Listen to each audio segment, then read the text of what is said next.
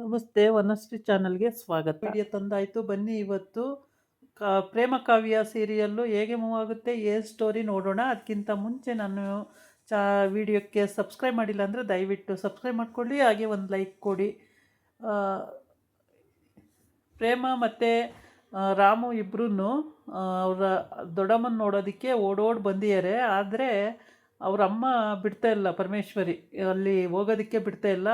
ಅದಕ್ಕಿಂತ ಮುಂಚೆ ದಾಮಿನಿ ಹೇಳ್ತಾಳೆ, ಅವರಿಬ್ಬರು ಬರ್ತಾ ಇದ್ದಾರೆ, ಅವ್ರನ್ನ ಬಿಡಬೇಡ ಒಳಗಡೆ, ಬಿಟ್ಟರೆ ನಿನಗೆ ಗೊತ್ತಲ್ಲ ನಿನ್ನೇನು ಮಾಡ್ತೀನಿ ಅಂತೇಳಿ ಅಂತ ಎದುರಿಸ್ಬಿಡ್ತಾಳೆ.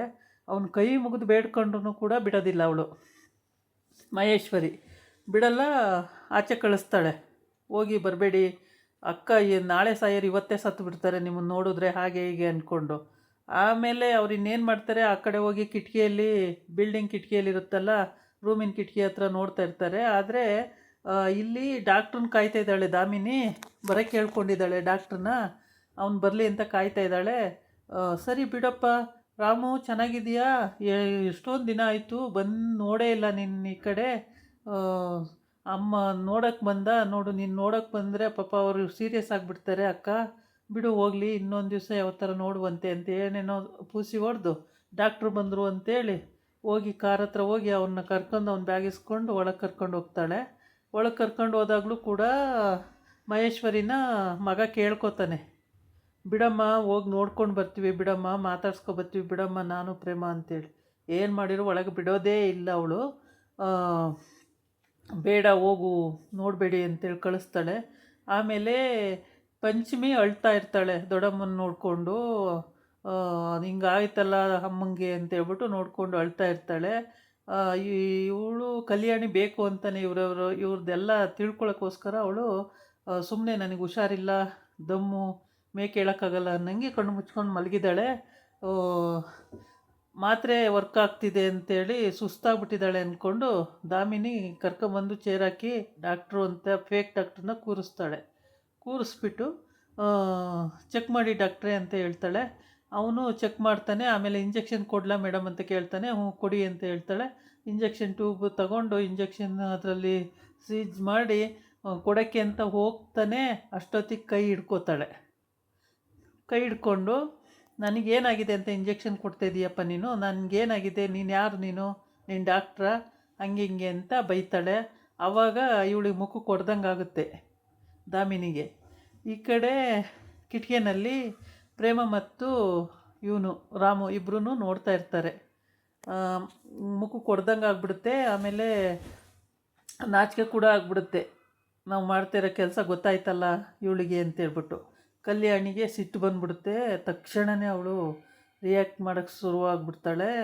ಆಮೇಲೆ ಇವಳು ದಾಮಿನಿ ನಿತ್ತಲ್ಲೇ ಒಳ್ಳೆ ಕಂಬ ನಿತ್ತಂಗೆ ನಿಂತ್ಕೊಬಿಡ್ತಾಳೆ. ಹೇಳ್ತಾ ಇರ್ತಾಳೆ ಇವರಿಗೆ, ಸ್ನೇಹಿಗೆ, ನೋಡಿ ಇವಾಗ ಇಂಜೆಕ್ಷನ್ ಕೊಟ್ಟ ತಕ್ಷಣ ಮೇಲಕ್ಕೆ ಹೋಗ್ತಾ ಇರ್ತಾಳೆ ಕಲ್ಯಾಣಿ, ಸತ್ತೋದ್ಲು ಅಂತಲೇ ತಿಳ್ಕೊ, ಇನ್ನು ಇಂಜೆಕ್ಷನ್ನೇ ಕೊಡೋಕ್ಕೆ ಹೇಳಿದ್ದೀನಿ ಅಂತ ಹೇಳ್ಕೊಂಡು ಮಾತಾಡ್ತಾ ಇರ್ತಾಳೆ. ಆ ಕಡೆ ಅಪ್ಪ ಮಗಳನ್ನ ಸಮಾಧಾನ ಮಾಡ್ತಿರ್ತಾನೆ, ದೊಡ್ಡ ಮಗು ಹುಷಾರಿಲ್ಲಲ್ಲ ಅಂತ ಹೇಳಿದ್ದಕ್ಕೆ ಸ್ನೇಹನ ಹತ್ರ ಈ ಥರ ಹೇಳ್ತಾ ಇರ್ತಾನೆ. ಆಮೇಲೆ ಕೈ ಹಿಡ್ದು ನೋಡಿಬಿಟ್ಟು ಆಮೇಲೆ ಸ್ವತಸ್ಕೋಪ ಹಾಕ್ಕೊಂಡು ಎದೆಗಿಟ್ಟು ನೋಡ್ತಾನೆ.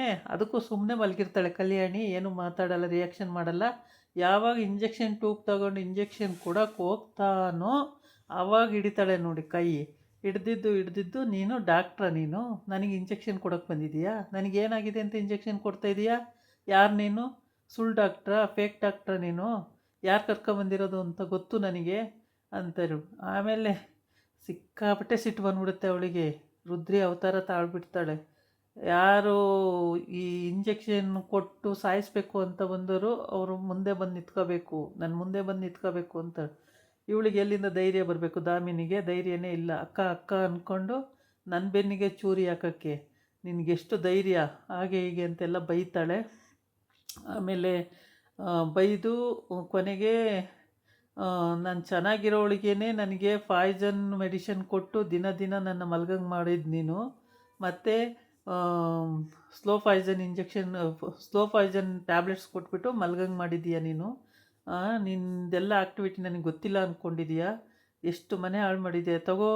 ಮೈದುಗೆ ಹೇಳ್ತಾಳೆ, ಇದನ್ನು ತಗೊಂಡೋಗಿ ನಿನಗೆ ಗೊತ್ತಿರೋ ಲ್ಯಾಬಲ್ಲಿ ಕಳಿಸಿ ಟೆಸ್ಟ್ ಮಾಡಿಸು ಅಂತ ಹೇಳ್ಬಿಟ್ಟು. ಆಯಿತು ಅದಕ್ಕೆ ಅಂತ ಅವನು ಇಸ್ಕೋತಾನೆ. ಆಮೇಲೆ ಇಸ್ಕೊಂಡು ಲ್ಯಾಬಿಗೆ ಕಳಿಸ್ತೀನಿ ಅಂತ ಹೋಗ್ತಾನೆ. ಅಲ್ಲಿ ಪ್ರೇಮ ಮತ್ತು ರಾಮು ನೋಡಿಬಿಟ್ಟು ಖುಷಿ ಪಡ್ತಾ ಇರ್ತಾರೆ. ದೊಡ್ಡಮ್ಮನ ಮುಂದೆ ಯಾರೇನು ಮಾಡೋಕ್ಕಾಗಲ್ಲ, ದೊಡ್ಡಮ್ಮ ಅಷ್ಟು ಸ್ಟ್ರಾಂಗು ಅಂತ ಹೇಳ್ಬಿಟ್ಟು. ಹೌದು, ಕಲ್ಯಾಣಿ ಅತ್ತೆ ಸ್ಟ್ರಾಂಗು, ಅವ್ರ ಮುಂದೆ ಇವರೇನು ಮಾಡೋಕ್ಕಾಗಲ್ಲ. ದಾಮಿನಿ ಆಟ ಆಗೋಯ್ತು, ಸ್ನೇಹ ದಾಮಿನಿ ಆಟ ಆಡಿದ್ದು. ಇನ್ನೊಬ್ಬರು ಮನೆಗೆ ಸೇರಿಕೊಂಡು ಅವ್ರ ಮನೆ ಹಾಳು ಮಾಡೋದು ಹೆಂಗೆ ಅಂತ ಇವರಿಂದ ಕಲಿಬೇಕು ಅಂತೇಳಿ ಮಾತಾಡ್ಕೊಳ್ತಾ ಇರ್ತಾರೆ. ಪಂಚಮಿಗೆ ಖುಷಿ ಆಗ್ಬಿಡ್ತಾಳೆ. ಹೆಂಗೋ ಅಮ್ಮ ಎದ್ದು ಕೂತ್ಕೊಂಡ್ರಲ್ಲ ಅಂತೇಳ್ಬಿಟ್ಟು ಖುಷಿ ಆಗ್ತಾಳೆ. ಕರೆಕ್ಟ್ ಇದ್ದಾರಲ್ಲ ಅಂತೇಳಿ. ಅವಳಿಗೆ ಯಾವ ಕಾಯಿಲೆನೂ ಇಲ್ಲ, ಏನಿಲ್ಲ. ದಿನ ಸ್ಲೋ ಪಾಯ್ಸನ್ನು ಟ್ಯಾಬ್ಲೆಟ್ಸ್ ಕೊಟ್ಟು ಅವಳನ್ನ ಮಲಗಂಗೆ ಮಾಡಿಬಿಟ್ಟಿದ್ರು. ಇವಾಗ ಆರಾಮಾಗಿ ಎದ್ದು ಅವಳು ಓಡಾಡಿಕೊಂಡು ಇರೋ ಹಂಗಿದ್ದಾಳೆ. ಆದರೆ ಇವತ್ತು ಮಲಗಿಬಿಟ್ಟಿದ್ಲು. ನೋಡೋಣ ಇವ್ರದ್ದು ಏನೇನು ಮಾಡ್ತಾರೆ ಇವತ್ತು ಕಂಡುಹಿಡಿಬೇಕು ಅಂತಲೇ. ನನಗೆ ದಮ್ಮು ಹುಷಾರಿಲ್ಲ ಹಾಗೆ ಹೀಗೆ ಅಂತ ಮಲಗಿಬಿಟ್ಟಿದ್ಲು. ಮಲಗಿದ ತಕ್ಷಣವೇ ಗೊತ್ತಾಯಿತು ನೋಡಿ ಇವ್ರ ಬಂಡವಾಳ ಏನು ಅಂತೇಳಿ. ಎಲ್ಲರ ಬಂಡವಾಳನೂ ಕಂಡಿಡ್ಕೊಂಡ್ಲು, ಯಾರ್ಯಾರು ಹೆಂಗೆ ಅನ್ನೋದು ಇವತ್ತು ಗೊತ್ತಾಯಿತು. ಇನ್ನು ಅವಳು ಏನೇ ಸುಳ್ಳು ಹೇಳ್ಕೊಂಡು ಮಾಡೋಕ್ಕೋದ್ರೂ ಇನ್ನು ನಂಬಿಕೆ ದ್ರೋಹ ಮಾಡಿದವ್ರನ್ನ ಅವ್ರ ಮನೇಲಿ ಇಟ್ಕೊಳ್ಳಲ್ಲ. ಮತ್ತು ಈ ರಾಮು, ಪ್ರೇಮ ಮತ್ತು ಮಹಾದೇವ, ಕಾವ್ಯ ಎಲ್ಲರೂ ಮನೆಗೆ ಬರಬೇಕು. ಇವ್ರದ್ದೇನೂ ತಪ್ಪಿಲ್ಲ ಅಂತ ಗೊತ್ತಾಗಬೇಕು. ಪ್ರೇಮ ಮಾಡಿದ್ದು ಅವನು ಪಡ್ಕೊಳ್ಳೋಕ್ಕೋಸ್ಕರ ಅನ್ನೋದು ಗೊತ್ತಾಗಬೇಕು. ಈ ಕಡೆ ಹಾಸ್ಟೆಲಲ್ಲಿ ಸಿಲಿಂಡ್ರು ಮುಗ್ದೋಗ್ಬಿಟ್ಟಿರುತ್ತೆ. ಪಾಪ ಎತ್ಕೊಬತ್ತಾ ಇರುತ್ತೆ. ಎತ್ತಕ್ಕಾಗಲ್ಲ ಅದಕ್ಕೆ ಸಿಲಿಂಡ್ರನ್ನ. ಅದು ಬುಸ್ಕರ್ಕೊಂಡು ಎತ್ಕೊಬತ್ತಾ ಇರುತ್ತೆ. ಅದನ್ನು ನೋಡಿದ್ವ ಮಹಾದೇವ, ಸೆಕ್ಯೂರಿಟಿ ತಾತ ಆಗಿರ್ತಾನಲ್ಲ, ನೋಡಿ ಅದನ್ನು ಎತ್ಕೊಬಂದು ಅಡುಗೆ ಮನೆಗೆ ಕೊಡ್ತಾನೆ ಅಡುಗೆ ಮಾಡೋಕ್ಕೆ. ಆಮೇಲೆ ಇಲ್ಲಿ ಇವಳಿಗೆ ಕೋಪ ಬಂದ್ಬಿಡುತ್ತೆ, ಸಿಟ್ಟು ಬಂದ್ಬಿಡುತ್ತೆ. ಕಲ್ಯಾಣಿಗೆ ತುಂಬ ಸಿಟ್ಟು ಬಂದ್ಬಿಡುತ್ತೆ. ಇಂಥ ಜನ ಇರ್ತಾರ, ನಾನು ಚೆನ್ನಾಗಿದ್ದವಳಿಗೆ ನನಗೆ ಸ್ಲೋ ಪಾಯ್ಸನ್ ಕೊಟ್ಟು ಸಾಯ್ಸೋಕ್ಕೆ ನೋಡ್ತಾರಲ್ಲ, ಇವ್ರಿನ್ನೆಂಥ ಜನ ಇರಬೇಡ, ಮನೇಲಿ ಇದ್ಕೊಂಡೇ ಹೀಗೆ ಬಗೀತಾರಲ್ಲ ದ್ರೋಹನ ಅಂತೇಳ್ಬಿಟ್ಟು ಭಾಳ ಬೇಜಾರಾಗ್ಬಿಡುತ್ತೆ ಯೋಚನೆ ಮಾಡ್ದಂಗೆಲ್ಲ. ಆಮೇಲೆ ದಾಮಿನಿ ಮುಖ ನೋಡೋಕ್ಕಾಗಲ್ಲ, ಚಪ್ಪಲಿ ಹೊಡೆದಂಗೆ ಆಗೋಯ್ತು ಮುಖ. ದಾಮಿನಿಗೂ ಸ್ನೇಹಗೂ ಅವ್ರ ಮುಖಗಳು ನೋಡೋಕ್ಕಾಯ್ತಾಯಿಲ್ಲ. ಸಿಕ್ಕಾಕೊಬಿಟ್ವಲ್ಲ ಅಂತೇಳ್ಬಿಟ್ಟು. ಈ ಸ್ಟೋರಿ ತುಂಬ ಚೆನ್ನಾಗಿ ಬರ್ತಾಯಿದೆ. ನಾಳಿನ ಎಪಿಸೋಡಲ್ಲಿ ಮುಂದೆ ಏನಾಗುತ್ತೆ ಅನ್ನೋದು ಗೊತ್ತಾಗುತ್ತೆ. ನಾಳೆ ಎಲ್ಲೂ ಮಿಸ್ ಮಾಡ್ದಂಗೆ ನೋಡಿ. ಈ ಕತೆ ನೋಡಿದವರೆಲ್ಲ ಸಬ್ಸ್ಕ್ರೈಬ್ ಮಾಡಿ. ಇದಾಗಿತ್ತು ಇವತ್ತಿನ ವಿಡಿಯೋ. ನಾಳೆ ಇನ್ನೊಂದು ವಿಡಿಯೋ ಜೊತೆ ಬರ್ತೀನಿ. ನಮಸ್ಕಾರ. ಬಾಯ್.